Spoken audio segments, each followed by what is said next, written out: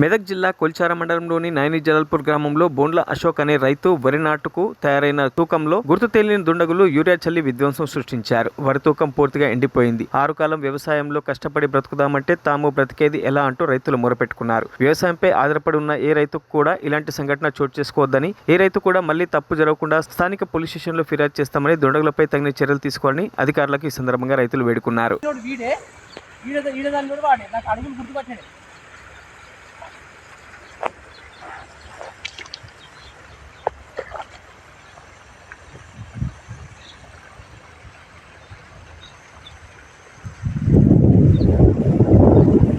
జలాల్పురం కొల్చార మండల్ మెదక్ జిల్లా.